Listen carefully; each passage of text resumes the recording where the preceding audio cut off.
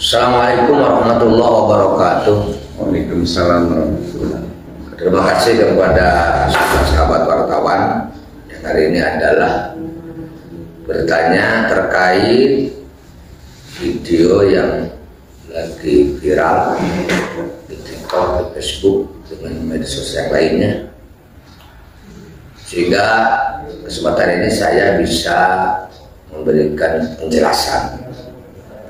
Sesungguhnya viralnya video itu adalah menurut saya korban potongan video yang utuh. Di situ seolah-olah saya adalah menuduhkan atau menghina terhadap Gubernur Jawa Barat Kang Deddy Mulyadi. Padahal kalau membaca dan melihat isi video yang seutuhnya, insya Allah masyarakat tidak akan memberikan komentar atau penilaian yang semiring ini, yang menjadikan heboh atau viral di mana-mana.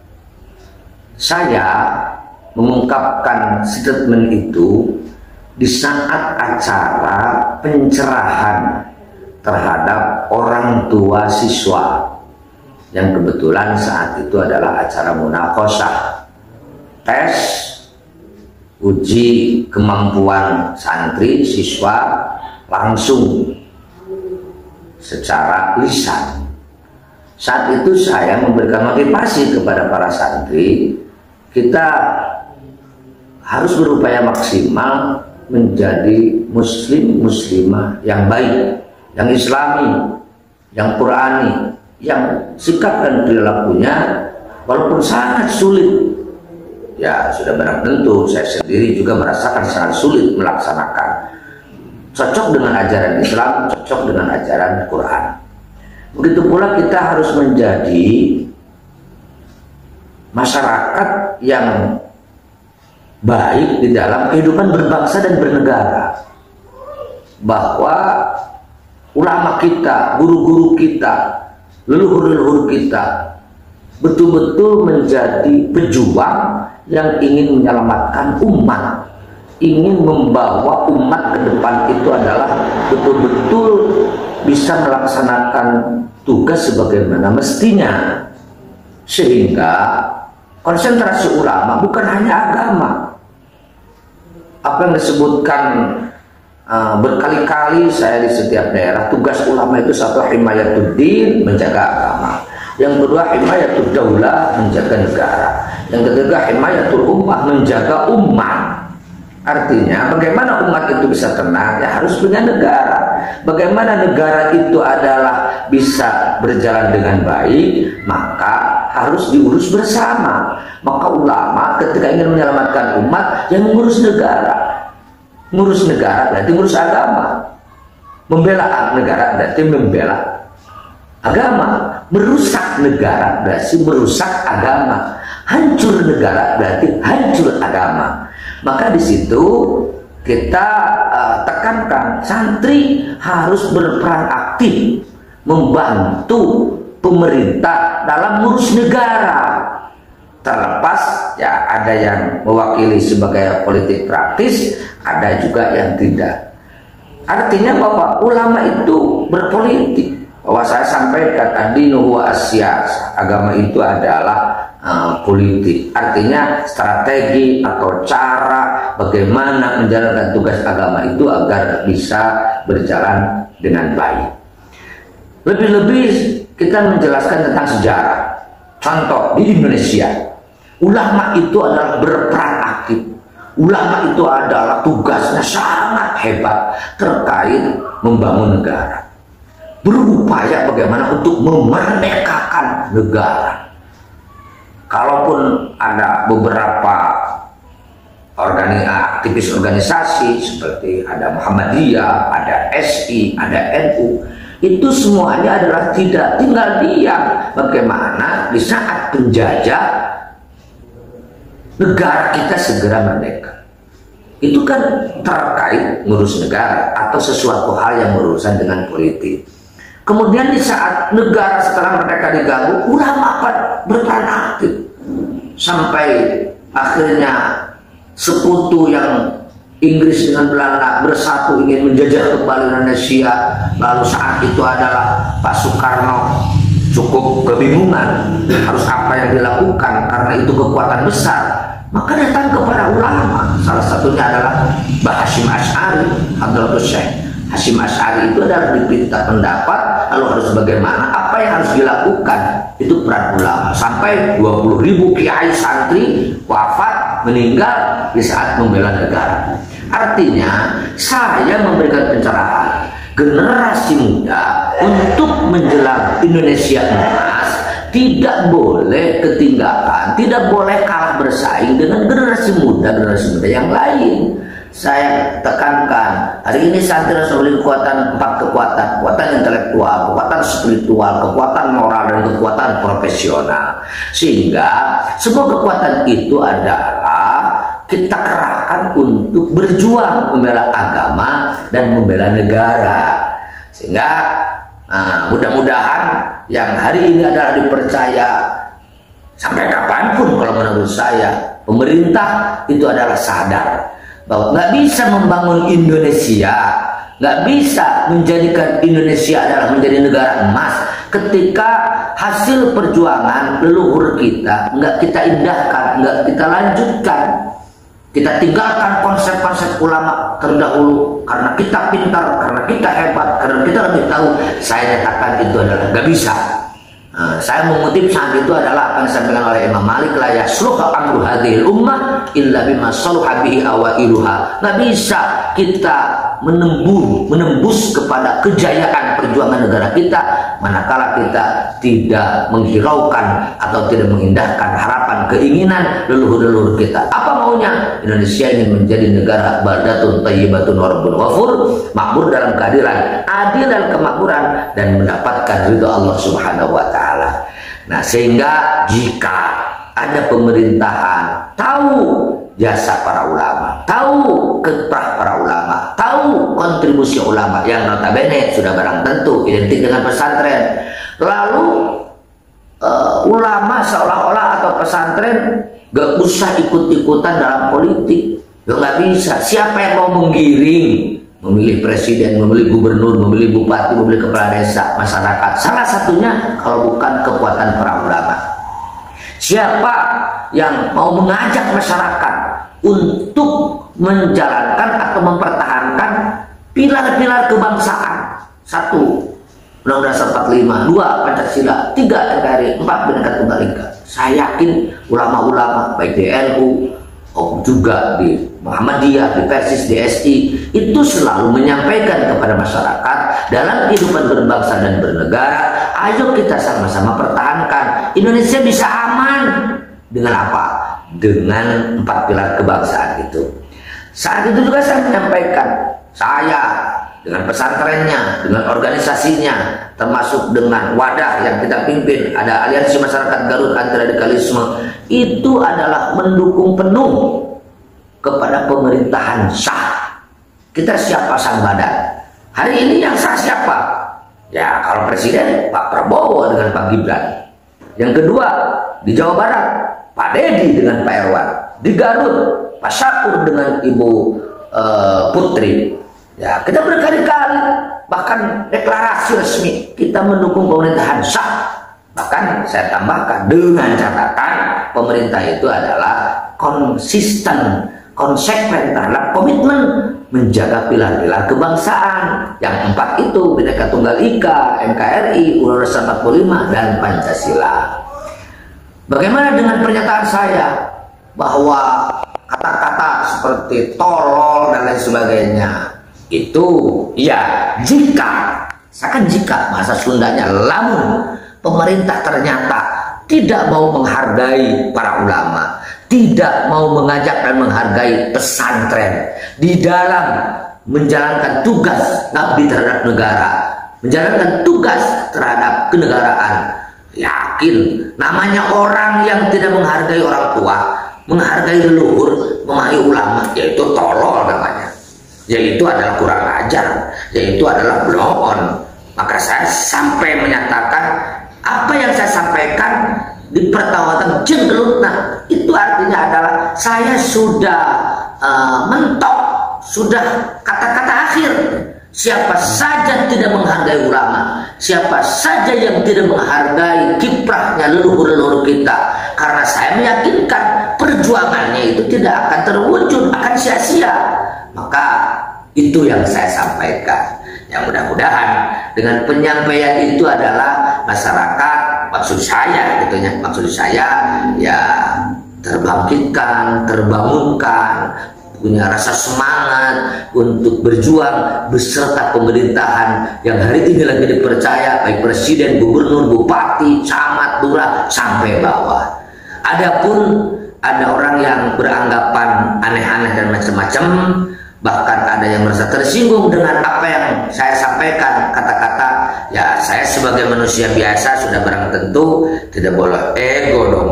Kalau memang dianggap salah ya saya harus mohon maaf, terutama kepada orang-orang yang merasa tersinggung. Tetapi sekali lagi perlu dicatat, saya bukan orang yang berada pada pasukan atau kelompok anti pemerintah. Kita berkali-kali deklarasi mendukung pemerintahan yang sah. Yang kedua harus dicatat, saya bukan orang yang tidak mendukung terhadap program gubernur yang hari ini adalah lagi menjalankan tugas di Jawa Barat, Pak Dedi. Saya sampaikan di video itu, terlepas ada pro kontra terkait Barat TNI, saya setuju, saya mendukung. Masalahnya apa? Saya tahu persis banyak orang tua stres, orang tua yang bingung harus diapakan ini anak saya. Masa harus dibuang ke laut, dimasukkan pesantren, lari, kabur, diurus di rumah, malah mengancam mau membunuh kepada orang tua. Ini solutif.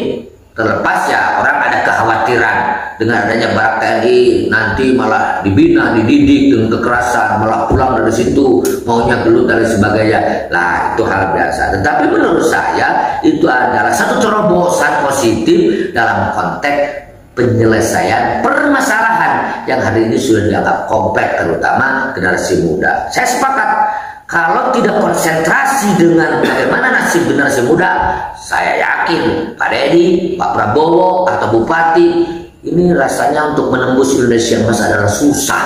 Sebab pendapat saya, jika Indonesia ingin bersaing dengan negara yang lain, ya generasi muda harus siap bersaing dengan generasi-generasi muda yang lainnya. Itu barangkali. Satu lagi Pak Ngersa, apakah ada langkah khusus dari Pak Ngersa terkait penyebar video, sepenggal video potongan tersebut? Menurut saya akan capek sih kalau melakukan langkah-langkah khusus mempermasalahkan komentar orang.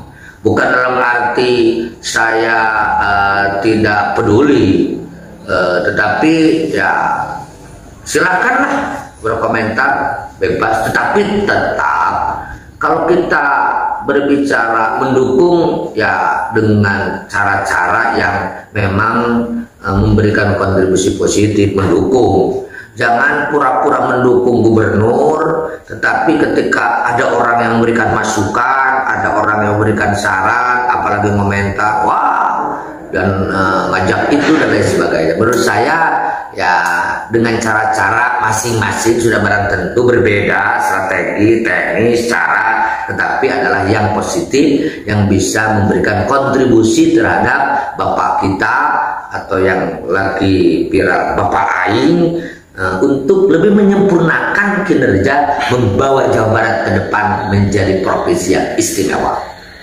Di bahwa Pak Ngersa sendiri adalah orang yang pertama kali mendeklarasikan ketika memilih Gubernur Jawa Barat. Silakan Pak Ngersa. Ya, saat itu kan banyak pro kontra. Saya sering mendengar lalu membaca di media, Pak Dedi itu musuh Islam. Pak Dedi itu adalah gubernur yang akan menyebarluaskan kemusyrikan di Indonesia, khususnya di Jawa Barat. Saya yang mentang. Mana buktinya musuh Islam? Apa yang menjadikan orang Islam tersinggung? Mana buktinya menyebarkan kemusyrikan? Apa yang akan dijadikan syarat utama kemusyrikan? Tidak.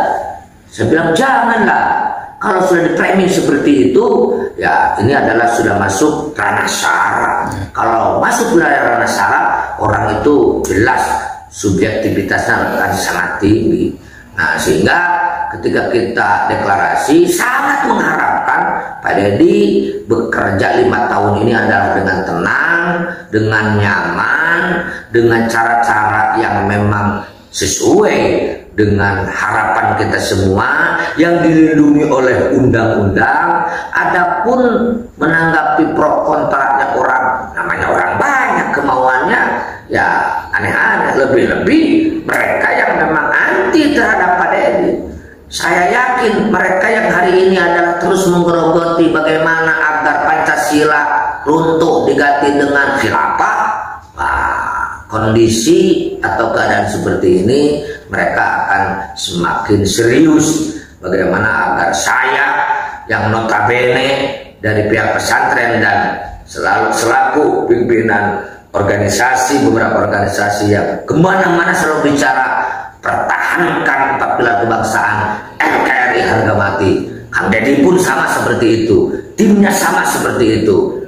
Mereka kan ya kiai menyatu dengan umaro, ini susah nampaknya untuk digulingkan, susah nampaknya untuk dihancurkan. Saya juga meyakini kita beserta Gubernur Jawa Barat, beserta Bupati di Garut, beserta Pak Prabowo untuk Indonesia menjaga 4 pilar kebangsaan. Sedahsyat apapun orang yang ingin menghancurkan Indonesia, ingin merusak keutuhan berbangsa dan bernegara, tak bisa. Tetapi kalau ulama sudah tidak percaya terhadap umaro, apalagi sudah bergerak menghantam dan menghancurkan, ini saya sangat pesimis. Sehebat apapun, siapapun yang membawa, sulit untuk mewujudkan Indonesia atau Jawa Barat, khususnya Garut, menjadi kabupaten yang hebat yang diharapkan oleh masyarakat semuanya. Pesan khusus untuk warga net nih di media sosial terkait video tersebut gimana Pak Kasar? Kepada seluruh para penikmat medsos atau para pengguna, sekali lagi atas perhatiannya, ya sudah barang tentu kejadian ini atau keviralan ini tetap ada hikmahnya, ada manfaatnya. Tetapi saya pesan, jangan sekali-kali mengeluarkan statement menghakimi seseorang padahal belum tahu permasalahan yang sesungguhnya. Orang yang tidak paham dengan video saya, dengan statement saya, dengan ungkapan saya, seolah-olah saya anti pemerintah, saya memusuhi Kang Deddy, saya memusuhi Gubernur Jawa Barat, sehingga komentarnya kan si Mujib, iya jelma cager jelma belok, si Mujib ini arahnya mau kemana, punya kekuatan apa? Saya tidak merasa punya kekuatan, saya jauh dari perasaan hebat, tetapi konsep sedikit atau apa yang ada di benak hati dan di kepala saya ingin membantu mendorong kesuksesan kinerja gubernur, bupati, presiden, semua pemerintah dalam konteks berbangsa ini adalah utuh menjaga keutuhan berbangsa dan negara dengan modal mempertahankan pilar-pilar kebangsaan. Coba lihat saya di mana-mana selalu NKRI harga mati. Ya, kalau gubernur atau presiden atau bupati anti NKRI, anti Pancasila, pasti saya teriak kan? Pasti saya teriak. Pasti ya kemampuan saya atau apa yang saya miliki akan saya taruhkan, karena tidak mau bangsa ini, negara ini adalah dihancurkan oleh gerakan-gerakan yang memang tidak bertanggung jawab, seolah-olah membela agama, membela negara, tetapi ujung-ujungnya ingin menghancurkan kehidupan beragama dan berbangsa.